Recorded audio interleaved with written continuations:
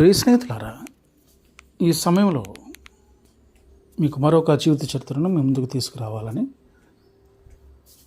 ఆశపడుతున్నాను.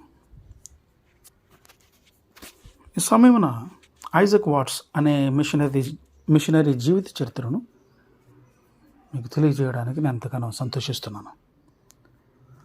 ఆరాధనలో భాగమైనటువంటి వాటిలో దేవునికి స్తోత్ర గీతములు పాడడం అనేది పరలోకానికి అతి సమీప సంబంధాన్ని కలిగి ఉంది అనేది ఆంగ్ల కీర్తనల పితామహుడు అని తరచుగా పిలువబడేటువంటి ఐజక్ వాట్స్ గారి యొక్క మాటలు.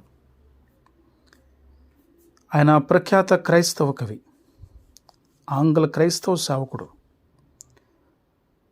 అయితే చాలా చిన్న వయసు నుండే చిన్న చిన్న పల్లవులు, చిన్న చిన్న కోరసులు రాయడం ప్రారంభించిన ఈయన ఒకసారి క్రైస్తవ సంఘాలలో క్షీణిస్తున్నటువంటి గానాన్ని గురించి ఫిర్యాదు చేస్తున్నప్పుడు ఐజక్ వాట్స్ గారి నాన్నగారు ఏమన్నారంటే, నువ్వు అంతకంటే మంచి కీర్తనలు రాయమని సవాల్ చేశారు. దాని ఫలితంగా మరుసటి వారం ఐజక్ గారు తన మొదటి పాటను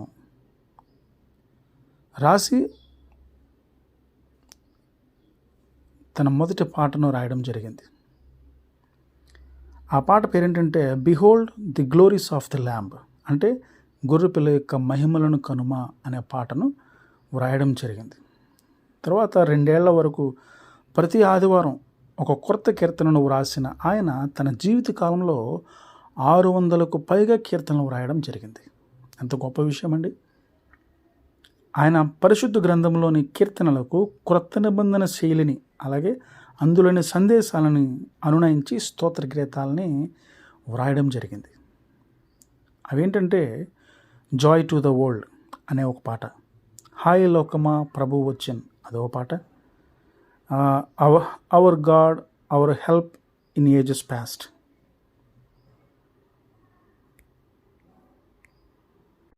అలాగే when I survey the wondrous cross అనే మరొక పాటను కూడా ఆయన రచించడం జరిగింది. ఈ పాటకు అర్థం ఏంటంటే, మహాత్ముడైన నా ప్రభు విచిత్ర సిల్వ చూడనా అనే పాట. అలాగే మరొక పాట I sing the mighty power of God, ఈ దేవుని శక్తిని నేను పాడేదను అనే పాటను కూడా ఈయన వ్రాయడం జరిగింది. అలాగే bless o my soul the living God, నా ప్రాణమా జీవము గల దేవుని సన్నుతించుము అనేటువంటి పాటలు. అలాగే జీసస్ షల్ రెయిన్, యేసు పాలన చేయును అనే పాటలు. ఇలాంటివి మొదలైనటువంటి ప్రసిద్ధి చెందినటువంటి ఆయన పాటలలో కొన్ని. ఆయన వ్రాసిన గీతాలు సంగముగా కూడి పాడినప్పుడు సంతోషంతో స్తుతి స్తోత్రములతో నిండుకొని పాడులాగున ప్రజలను ఉత్సాహపరిచాయి. పిల్లలంటే ఎంతో మక్కువ కలిగినటువంటి ఆయన వారి కొరకై ఎన్నో రచనలు చేశారు. అలాగే ఈయన రాసినటువంటి ఒక ప్రఖ్యాతి చెందినటువంటి ఒక పుస్తకం ఉంది. ఆ పుస్తకం ఏంటంటే డివైన్ సాంగ్స్ ఫర్ చిల్డ్రన్, చిన్నపిల్లల ఆత్మీయ గీతాలు అనేవి ప్రత్యేకంగా పిల్లల కొరకు వ్రాయబడినటువంటి మొట్టమొదటి కీర్తన పుస్తకం. అంతేకాకుండా గొప్ప పండితులైన వాట్స్ గారు బైబిల్ సత్యాలతో పాటు చరిత్ర, అలాగే తత్వశాస్త్రాన్ని కూడా బోధించారు. ఈయన మనోవిజ్ఞానం అంటే సైకాలజీ, ఉపన్యాసాలు, మత సంబంధమైన ప్రశ్నోత్తరాలు, వేదాంత శాస్త్రం, తర్కం, ఇలా మొదలైనటువంటి వివిధ రంగాలలో అనేకమైన రచనలు చేశారు. తన జీవితంలో చాలా వరకు బలహీనమైన ఆరోగ్యమునే కలిగి ఉన్నా కానీ వాట్స్ గారు తన జీవితంలోని చివరి 30 సంవత్సరాలు ఏమీ చేయలేనటువంటి స్థితికి వచ్చారు. అయితే ఇవేవి కూడా తన దేవుని కొరకు స్తోత్ర గీతములను రాయకుండా అతనిని ఆపలేకపోయాయి.